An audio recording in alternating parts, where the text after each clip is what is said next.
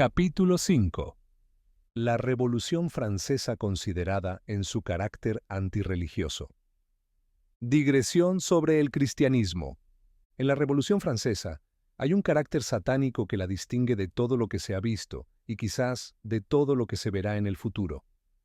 Recordemos las grandes sesiones, el discurso de Robespierre contra la Iglesia, la apostasía pública de los sacerdotes, la profanación de los objetos sagrados, la creación de la diosa Razón y esa multitud de escenas increíbles en las que las provincias intentaban superar a París. Todo esto va más allá de los crímenes comunes y parece pertenecer a otro mundo, incluso ahora, cuando la revolución ha retrocedido en algunos aspectos. Aunque los grandes excesos han desaparecido, los principios fundamentales siguen vigentes. ¿No pronunciaron los legisladores, para usar sus propias palabras, la frase «La nación no sostiene ningún culto»? Parece que hay personas, en nuestra época, que incluso llegan a odiar a Dios. Pero no hacía falta llegar a ese extremo espantoso para anular los mayores esfuerzos constituyentes.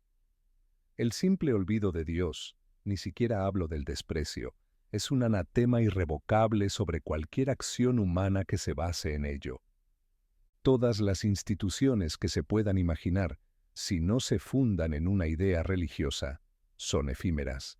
Son fuertes y duraderas en la medida en que están vinculadas a lo divino, si se me permite la expresión. No solo la razón humana, o lo que se llama filosofía, sin entender realmente el término, es incapaz de reemplazar esas bases, que se llaman supersticiones, sin comprender lo que se dice, sino que la filosofía es, por el contrario, una fuerza esencialmente desorganizadora. En pocas palabras, el ser humano no puede reflejar al Creador sin estar conectado con él. ¡Qué insensatez! Si queremos que un espejo refleje la imagen del sol, ¿lo giramos hacia el suelo? Estas reflexiones no están dirigidas solo a los creyentes, sino también a los escépticos. No estoy proponiendo una tesis, estoy exponiendo un hecho. Que se burle de las ideas religiosas o se las venere, no cambia nada. Verdaderas o falsas, ellas son la única base de todas las instituciones duraderas. Rousseau, quizás uno de los hombres más equivocados de la historia, hizo, sin embargo, una observación sin querer extraer sus conclusiones. La ley judía, dijo, sigue existiendo, la del hijo de Ismael, que desde hace 1000 años rige la mitad del mundo, aún proclama la grandeza de los hombres que las dictaron. La orgullosa filosofía o el ciego espíritu de partido no ven en ellos más que impostores afortunados. Solo dependía de él sacar las conclusiones correctas, en lugar de hablarnos de ese genio grande y poderoso que preside las instituciones duraderas. Cuando reflexionamos sobre hechos atestiguados por la historia, cuando consideramos que en todas las estructuras humanas, desde las grandes instituciones que marcan épocas en el mundo, hasta las organizaciones sociales más pequeñas, desde un imperio hasta una cofradía, todas tienen una base divina y que el poder humano, cuando se aísla, solo puede otorgar a sus obras una existencia falsa y pasajera. ¿Qué podemos pensar del nuevo edificio francés y del poder que lo ha generado? Por mi parte, nunca creeré en la fecundidad de la nada. Sería interesante profundizar en nuestras instituciones europeas y mostrar cómo todas están impregnadas de cristianismo, cómo la religión, al mezclarse con todo, lo anima y lo sostiene. Aunque las pasiones humanas manchen y distorsionen las creaciones originales, si el principio es divino, eso basta para darles una duración prodigiosa. Entre miles de ejemplos, podemos citar el de las órdenes militares. Ciertamente, no ofenderemos a sus miembros si decimos que el objetivo religioso no es su primera preocupación. No importa, persisten y su permanencia es sorprendente. ¿Cuántos superficiales se ríen de esta extraña mezcla de monje y soldado?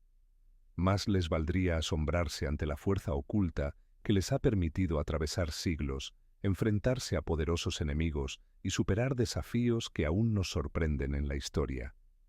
Esa fuerza proviene del nombre en el que se basan esas instituciones, porque nada es por sí mismo, sino por aquel que existe. En medio del caos general que estamos presenciando, la ausencia de educación destaca especialmente y preocupa a los amigos del orden. Más de una vez hemos escuchado que se necesita restablecer a los jesuitas. No discutiré aquí el mérito de esa orden, pero esta aspiración no demuestra un análisis muy profundo. Cualquiera diría que San Ignacio está aquí, listo para servir nuestros intereses.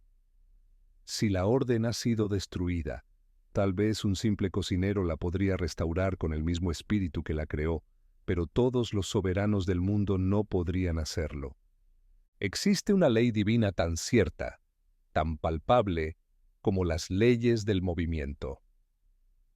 Siempre que un hombre, de acuerdo con sus capacidades, se relaciona con su Creador y establece una institución en nombre de la divinidad, sin importar su debilidad personal, su ignorancia, su pobreza, su obscuro origen, en resumen, sin tener ningún medio humano a su disposición, participa, en cierta medida, de la omnipotencia de la cual se convierte en instrumento y produce obras cuya fuerza y permanencia asombran a la razón. Invito a cualquier lector atento a mirar a su alrededor. Incluso en los objetos más pequeños encontrará la prueba de estas grandes verdades. No es necesario remontarse hasta el hijo de Ismael, Licurgo, Numa o Moisés, cuyas leyes eran todas religiosas. Una simple fiesta popular, una danza campesina, son suficientes para el observador. En ciertos países protestantes verá algunas reuniones y celebraciones populares que ya no tienen una causa aparente y que provienen de costumbres católicas completamente olvidadas. Estas festividades no tienen nada de moral o respetable en sí mismas, pero eso no importa. Derivan, aunque sea remotamente, de ideas religiosas, y eso es suficiente para perpetuarlas. 3 siglos no han logrado hacer que desaparezcan. Por otro lado, príncipes, reyes, emperadores y conquistadores invencibles, intentad llevar al pueblo a un lugar determinado en un día específico del año para una simple danza. No es mucho pedir, pero me atrevo a desafiarlos solemnemente a que lo logren. Mientras tanto, un misionero humilde podría lograrlo y sería obedecido 1000 años después de su muerte. Cada año, en nombre de San Juan, San Martín o San Benito, el pueblo se reúne alrededor de una pequeña iglesia rural. Llegan animados por una alegría ruidosa pero inocente. La religión santifica esa alegría y la alegría embellece la religión. Al retirarse, piensan en la felicidad que les espera al año siguiente y ese día queda grabado en su memoria. A su lado, coloquen la imagen de los líderes de Francia, a quienes una revolución sin precedentes ha dotado de todo el poder, pero que no pueden organizar ni siquiera una simple fiesta. Derrochan oro, llaman a todas las artes en su auxilio, y el ciudadano se queda en casa, o solo acude para reírse de los organizadores. Escuchad el despecho de la impotencia en estas palabras memorables de uno de los diputados del pueblo, hablando al cuerpo legislativo en una sesión de enero de 1796. ¿Acaso hombres ajenos a nuestras costumbres y tradiciones han logrado establecer fiestas ridículas en honor de eventos desconocidos o de personajes cuya existencia es dudosa? Han podido emplear enormes recursos para repetir, día tras día, ceremonias insignificantes y, a menudo, absurdas. Y los hombres que derribaron la Bastilla y el trono, los hombres que vencieron a Europa, no pueden lograr que se recuerden en fiestas nacionales los grandes acontecimientos que inmortalizan nuestra revolución. ¡Qué delirio! ¡Qué profundidad de debilidad humana! Legisladores, reflexionad sobre esta gran confusión. Ella os enseñará lo que sois y lo que podéis lograr. Y ahora, ¿qué más necesitamos para juzgar el sistema francés? Si su nulidad no está clara, entonces nada en el universo es seguro.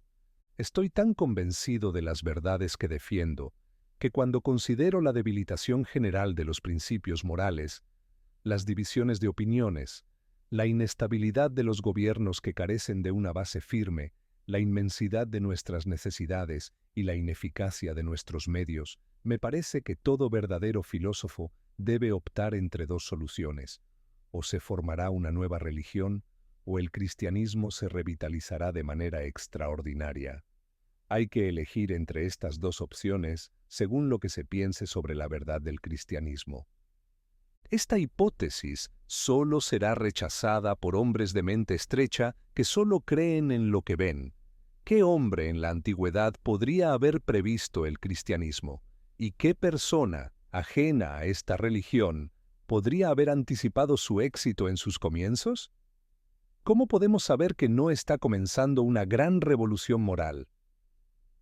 Plinio, como demuestra su famosa carta, no tenía ni idea del gigante que apenas estaba viendo nacer.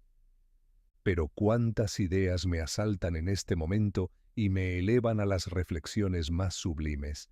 La generación actual es testigo de uno de los espectáculos más grandes que jamás han asombrado a la humanidad. Es la batalla a vida o muerte entre el cristianismo y el filosofismo. La arena está abierta. Los dos enemigos se enfrentan cara a cara, y el universo los contempla. Vemos, como en los versos de Homero, al Padre de los dioses y los hombres levantando la balanza que pesa los dos grandes intereses. Pronto, uno de los platillos descenderá. Para aquellos que ya han tomado una decisión irrevocable, bien sea a favor o en contra del cristianismo, los acontecimientos no cambiarán nada. Para esas personas, tanto las observaciones como los razonamientos resultan inútiles. Sin embargo, para todos aquellos que aún dudan o incluso niegan, esta gran época cristiana puede que resuelva todas sus indecisiones. Desde hace 18 siglos, el cristianismo ha reinado sobre una gran parte del mundo, especialmente sobre las regiones más civilizadas. Pero, al remontarnos a esa época lejana, no perdemos de vista que esta religión está vinculada a su fundador y, por tanto, conectada con un orden de cosas anterior, una religión original que la precedió. Una no puede ser verdadera sin que lo sea también la otra. Una se gloría de prometer lo que la otra se gloría de cumplir. De manera que el cristianismo, a través de un enlace evidente, nos lleva de vuelta al origen mismo del mundo. La religión cristiana nació al mismo tiempo que nacieron los días. No existe otro ejemplo de tal permanencia en ninguna institución humana. Incluso si nos limitamos solo al cristianismo, no hay nada en el universo que pueda compararse con su longevidad. Compararlo con otras religiones solo complica las cosas, ya que hay varios rasgos evidentes que excluyen cualquier comparación. No es este el lugar para entrar en detalles, pero basta con decir una cosa: que nos muestren otra religión fundada sobre milagros y dogmas incomprensibles que haya sido creída durante 18 siglos por una gran parte de la humanidad y que haya sido defendida a lo largo de los tiempos por los hombres más ilustres de cada época, desde Orígenes hasta Pascal, a pesar de los constantes ataques de una secta enemiga que ha intentado destruirla desde Celso hasta Condorcet. ¡Qué cosa tan admirable! Al reflexionar sobre esta gran institución, la hipótesis más natural y la que reúne todas las probabilidades es la de su fundación divina. Si la obra fuera humana, no habría manera de explicar su éxito. Al excluir lo sobrenatural, se excluye también la explicación. Nos dicen que todos los pueblos han tomado alguna vez el oropel por oro. De acuerdo, pero ¿ha pasado ese oropel por el refinamiento y el análisis crítico que la civilización europea ha aplicado durante 18 siglos? Y si ha soportado esa prueba, ¿no es razón suficiente para considerarlo verdadero? Newton creía en la encarnación. Platón, en cambio, no mostraba la misma fe en los mitos sobre el nacimiento de Baco. El cristianismo ha sido predicado por ignorantes y creído por sabios, lo que lo hace completamente diferente a cualquier otra cosa conocida. Además, ha sobrevivido a todo tipo de pruebas. Se dice que la persecución alimenta el fanatismo como el viento aviva las llamas. De acuerdo, Diocleciano fue una prueba de ello. Pero, siguiendo esa lógica, Constantino debería haber extinguido el cristianismo, lo cual no ocurrió. Ha resistido todo: paz, guerra, ejecuciones, triunfos, puñales, placeres, orgullo, humillación, pobreza, opulencia, la oscuridad de la Edad Media y la brillante luz de los siglos de León X y Luis XIV. Un emperador todopoderoso, dueño de la mayor parte del mundo conocido, agotó todos los recursos de su genio para destruirlo. Utilizó todas las armas, el ridículo, la pobreza del clero, la privación de todo apoyo terrenal. Empleó difamación, artimañas, injusticias, opresión, ridículo y fuerza, pero todo fue inútil. El Galileo venció al filósofo, Julián el apóstata. Hoy en día, esa experiencia se repite en condiciones aún más favorables para los enemigos del cristianismo. Nada falta para hacerla decisiva. Estad atentos, todos aquellos que no habéis aprendido lo suficiente de la historia. Solíais decir que el cetro sostenía la tiara. Muy bien, ya no hay cetro en esta lucha. Ha sido roto y sus pedazos arrojados al lodo. No sabíais hasta qué punto la influencia de un clero rico y poderoso podía sostener los dogmas que predicaba. No creo que la fuerza pueda hacer que la gente crea, pero sigamos con esa idea. Ya no hay sacerdotes. Han sido expulsados, degollados, envilecidos. Los que han escapado a la guillotina, al fuego, al puñal, a los ahogamientos, a los fusilamientos o a la deportación, ahora viven de la limosna que antes solían dar. Desconfiaban de la costumbre, de la autoridad, de las ilusiones de la imaginación, pero nada de eso existe ya. No hay más costumbre ni autoridad. La filosofía ha disuelto el lazo que unía a los hombres, y ya no hay comunidades morales. La autoridad civil, en su afán de destruir el antiguo sistema, ha dado todo su apoyo a los enemigos del cristianismo. El ingenio humano adopta todas las formas posibles para combatir la religión antigua. Estos esfuerzos son aplaudidos y recompensados, mientras que los esfuerzos contrarios son considerados crímenes. Ya no se puede temer el deslumbramiento de los sentidos, que suelen ser los primeros en engañarse. No hay más pompa ni ceremonias deslumbrantes que engañen a la gente, la cual ha sido testigo durante 7 años de burlas y blasfemias. Los templos están cerrados o se abren solo para ruidosas deliberaciones o para bacanales desenfrenadas. Los altares han sido derribados. Se ha paseado a animales inmundos vestidos con ropas sacerdotales por las calles, los vasos sagrados han sido usados para orgías abominables y en los altares que la antigua fe adornaba con querubines, ahora se suben prostitutas desnudas. La filosofía ya no tiene quejas, todas las probabilidades humanas están de su lado. Todo está a su favor y en contra de su rival. Si vence, no dirá como César: llegué, vi, vencí, pero al final habrá ganado. Puede batir palmas y sentarse orgullosa sobre una cruz caída. Pero si el cristianismo sobrevive a esta prueba terrible, si sale más puro y vigoroso, si el Hércules cristiano, solo con su propia fuerza, levanta al Hijo de la Tierra y lo ahoga entre sus brazos, entonces patuit Deus.